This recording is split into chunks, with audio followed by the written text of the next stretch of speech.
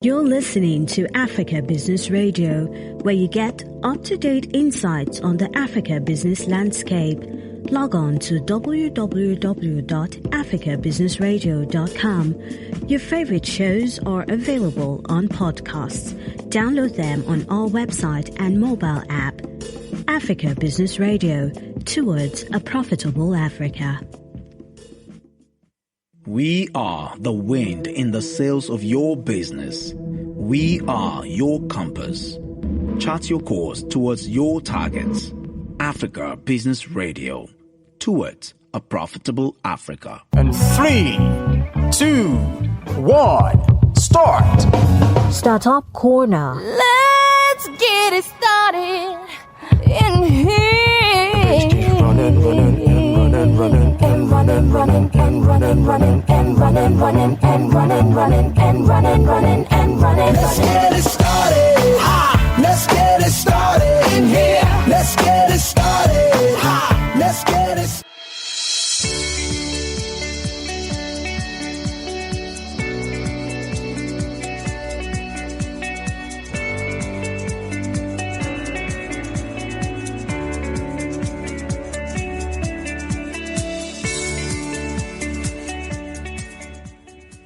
If you are going to be in business, you must first of all learn about money, how it works, how it flows, and how to put it to work for you.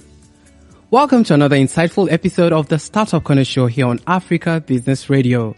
Like you already know, my name is Onoja. I am your regular host. Of course, you know that. After this break, we shall be talking to our startup for today in the person of Onyinye Nduh, founder and chief executive officer, Adire Fashion Place.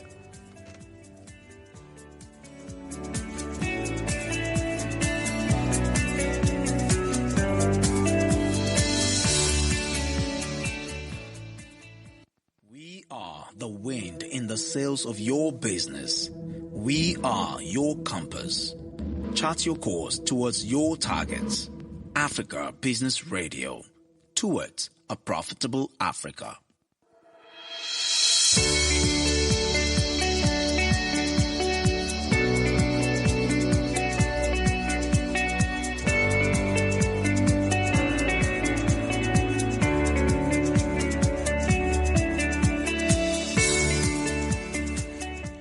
And a very warm welcome back to you here on Africa Business Radio. And don't forget, this is the Startup Corner here on Africa Business Radio. Well, I had mentioned that I have my guest in the studio, and guys, let me just let the cat out of the bag. She is Onyinye Nduh, the Creative Director for Adire Fashion Place, a hand-dyed indigenous textile company which specializes in the production of beautiful, designed, and fashionable hand-dyed textiles, popularly known as Adire. Well, do not worry if you're not a Nigerian, if you're probably listening from across Africa. We'll get to talk about what Adire is so you get to understand. Now, my guest is a graduate of Yaba College of Technology from the Department of Textile Technology, and the brand was founded in 2018. Now, within this few period of years, interestingly, Onyinye was able to train about 30 women, 100 youths, and 50 children in Adire making, empowering them to earn a living. And, you know, that is highly commendable. Hi, Onyinye. Hi, hello. You're welcome on the show, Startup Corner. Thank you very much. How do you feel? I feel great. So right here on this show, we talk like we're alive. So you need to put the energy. Like, I want to feel you alive. Wow. This is Africa Business Radio. We don't give less of a vibe. You could hear I'm a whole vibe myself. So if you want us to be on the same pace, if you want us to be on the same page, you have to vibe along with me. So are you ready for this? Yes, I'm ready. Okay, so welcome on the show. Thank you very much. Okay. Tell us a bit more about Adire Fashion Place. Okay, so Adire Fashion Place is an hand-dyed textile, as you've said earlier on, and it was founded in 2018. Actually, when I founded it, I was still in school, so I was doing both business and school before I graduated last year. Okay. So Adire Fashion Place is all about fashionable hand-dyed textiles. You know, everybody knows Adire as it's as tie and dye. But now we're making it more fashionable, adding more colors to it. We're using more fabrics to it. In those days, everyone knew Adire as they just come in cotton fabrics alone. Exactly. But in Adire Fashion Place, we make use of cotton, we make use of chiffon, we make use of silk, we make use of viscose and other fashionable fabrics, as you can see. So that's all about the fashion place, and it's founded in Lagos, Nigeria, and we train people to also, we work with NGOs and train children for free. We train women for free. Oh, wow. We also train youths for free, in collaboration with NGOs and also churches and just few these non-governmental organizations that are interested in partnering with us. But we also offer paid trainings too. Okay. So,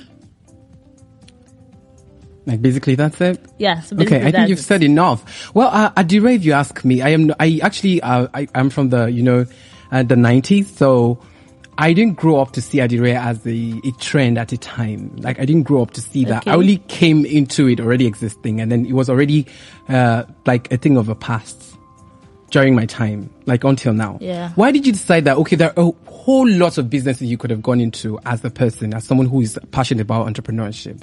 Why did you decide that you're going to, I was going to go into Adire, and you're here today doing Adire Fashion Place? Why? Okay, so it wasn't that I just decided to go into it, Okay. I'm looking at Nigeria when you want to get admission into school, into university, and they're like, oh, I want to become a medical doctor, I want to go and study medicine and surgery, I want to study different lawyer and all that. So I wanted to study medicine, and I couldn't get admission into the university. So I said, okay, I switched to Polytechnic, that's Yabatech.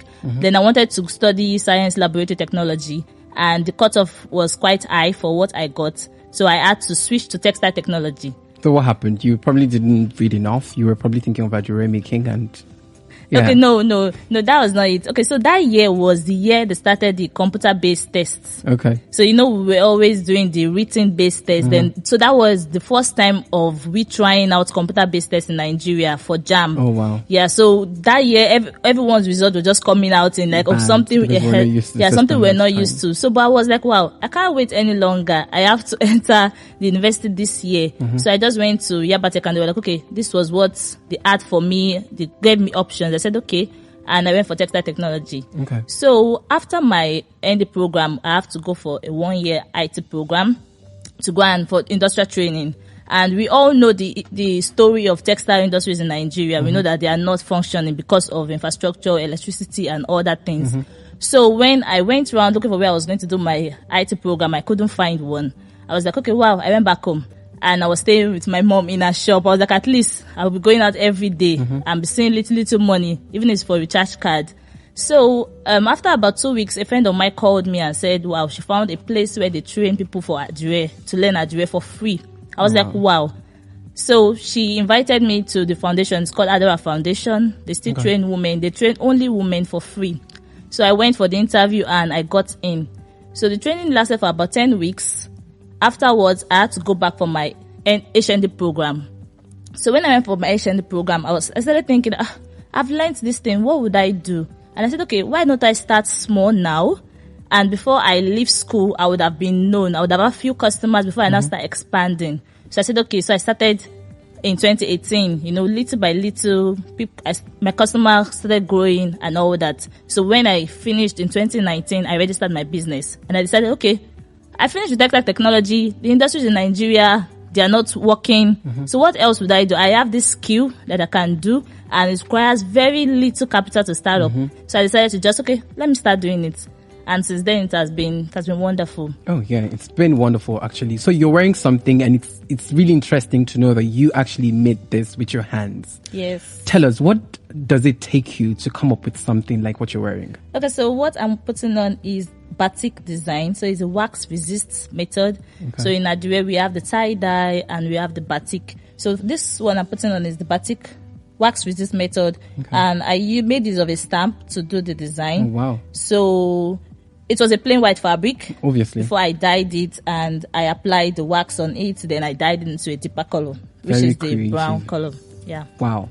Okay, so what are you doing? Because right now, like I mentioned earlier on the show, I said people who are probably from the 90s and probably even 80s do not even see Adire as something they can actually wear today. And this is you wearing something that I actually can relate with as a person. So if I have an Adire right now, I'll probably go to make it. If I knew it was going to come out this way, I'll probably go and make an Adire shirt or a two-piece and rock it, since it could actually come out this trendy.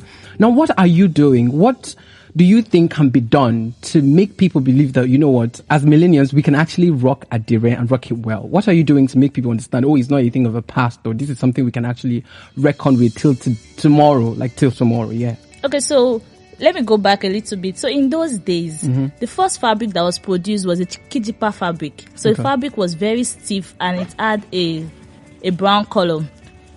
So afterwards, those people in those days, they realized that, wow, this fabric is not something they can wear. It has no aesthetic value. It's not beautiful. It's not fashionable. It was just plain color. So they decided, okay, what would we do?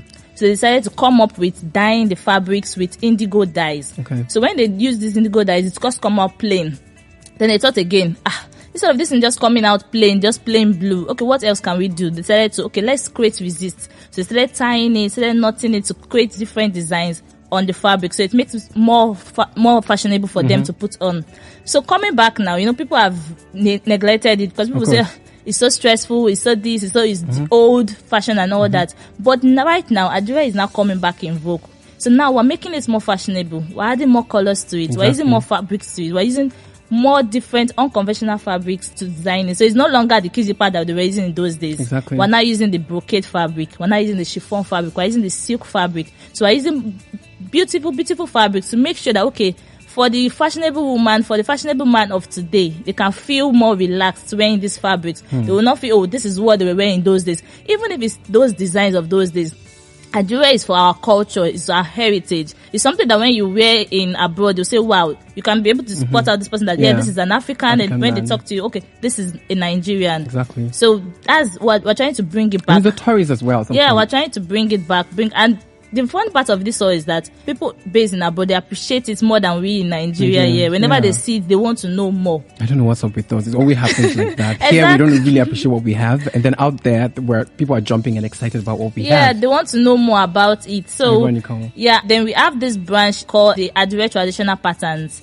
So these patterns are patterns that they have meanings. They're different patterns, different beautiful patterns. So those days, the women of those days, because Adire started with, it was women that were doing Adire in those days, not the men. So in those days, there were some things some discussions women cannot talk in.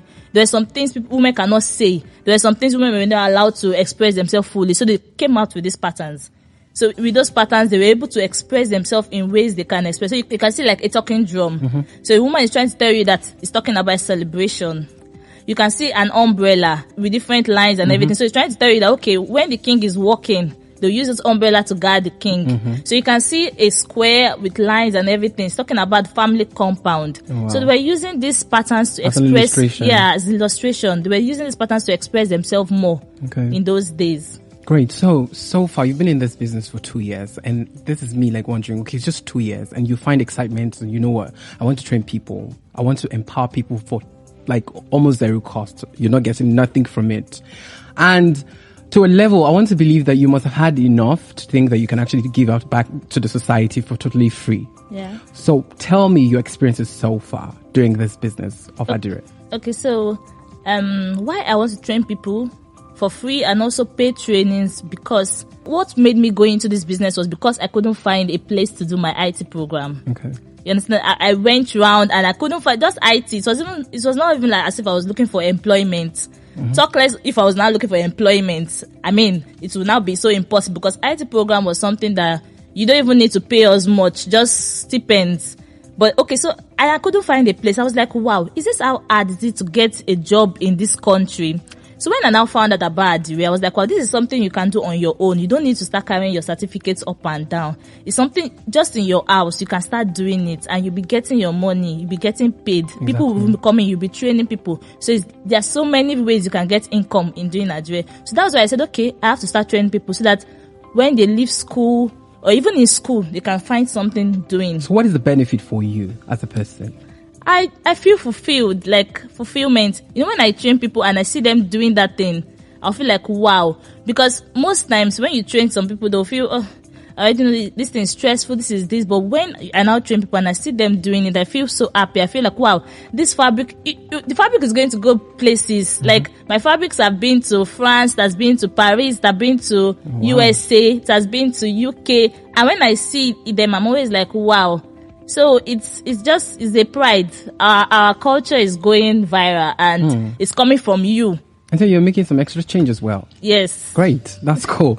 Okay. So as an entrepreneur now, we all know that every kind of business, every kind of entrepreneurship you decide to be part of has some sort of hazard, has some sort of hurdles that you would encounter as a person. Tell me some of those profound challenges you've been through as a person now. Okay, so doing this business, people would say Adire is expensive. You can compare it to Ankara. Ankara, you can say Ankara 1.5, you can say Ankara 2.5, you can say Ankara 2,000 and all that. But Adire, the least you see is 4,000, 5,000 and just going up to 10,000, 15 and all, because it is handmade. Okay. Ankara is machine made. Okay, so, and one of the things that made it so expensive because our textile industries in Nigeria has almost closed down. Because these fabrics that we use for production, we get it from China. So before they come in and all that, and even now this Corona season, everything has gone up. So the price challenge to be able to convince people that this thing is of high quality and all that. And apart from that one, okay, we don't use any equipment, we don't use anything. But after we finish designing the fabric, we have to iron it. And there is no light. And I believe there's a part where you guys heat, like... Yes. Heat. And I see them heat and I'm like, what the... How exactly. So that is now another escape route. Exactly. If you can't find iron, you have to beat it. Okay. Yeah, so you have to beat it to make it more shiny and all that. Exactly. So those things are just... Those are one of the hazards that we get in this pricing, because we cannot get the fabric that we're using in Nigeria. Even the dyes, the dyes are not made in Nigeria. They come from outside. Okay. And even, it's coming from outside and there are very, very few people that are selling it. Like, it's not a business that everyone does. Yeah. So that's one of the hazards that we're finding. That's, costing, and also getting access to some of these things like the materials and of course the equipment used in making the Adire. Okay, great. So I want to know, since it's something you've actually discovered to be a passion as well, aside making money, tell me one thing you've done for Adire, like you've done for your brand. What is that moment you've actually had to bend backward for your brand to survive?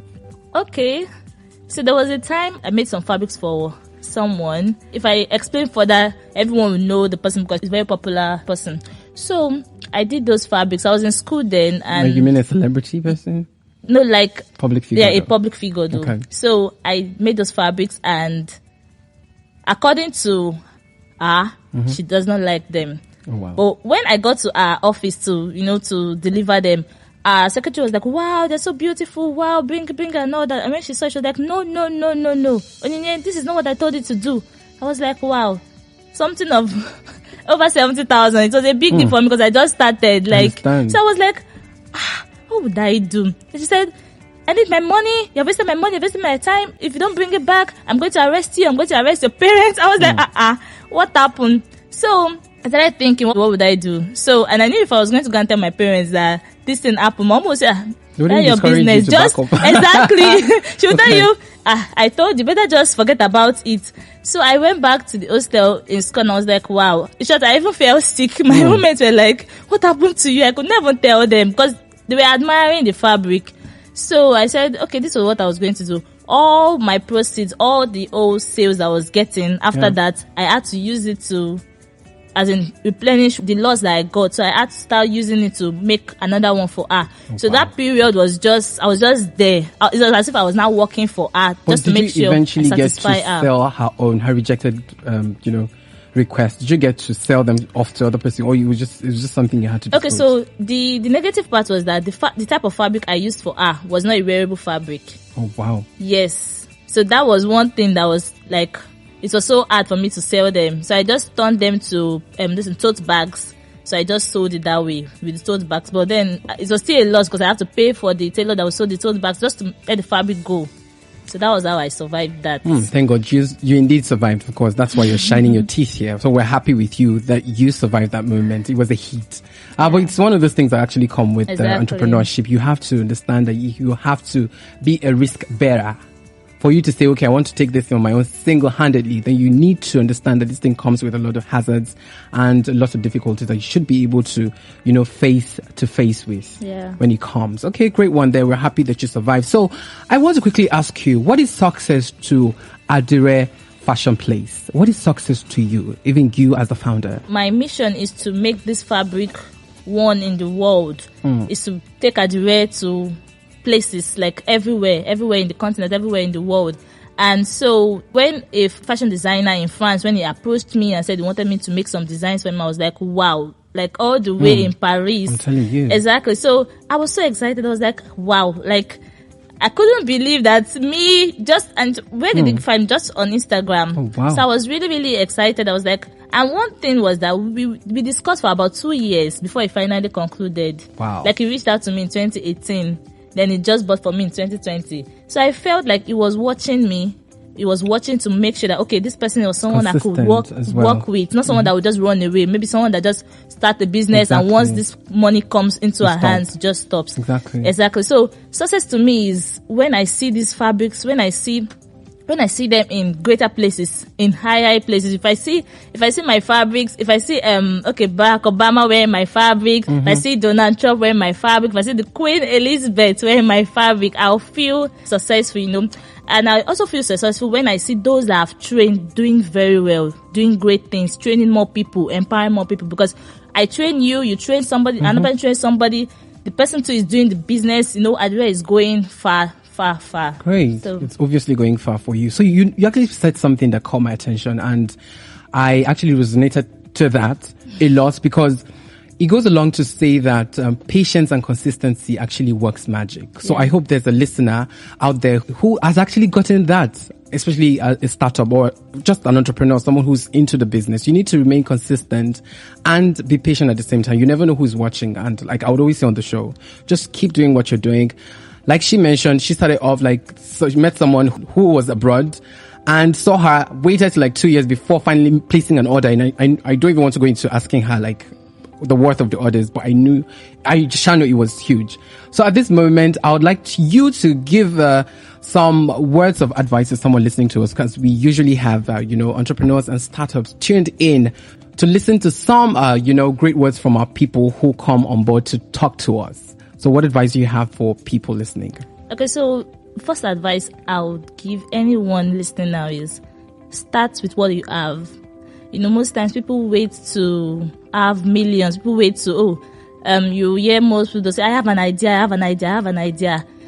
With the whatever little that you have not started up the idea. You're just waiting, and you see them carrying their ideas up and down, looking for who to sponsor the idea. But then you have something, you can start up with the idea. When people see you working with that idea, they would now come and support you.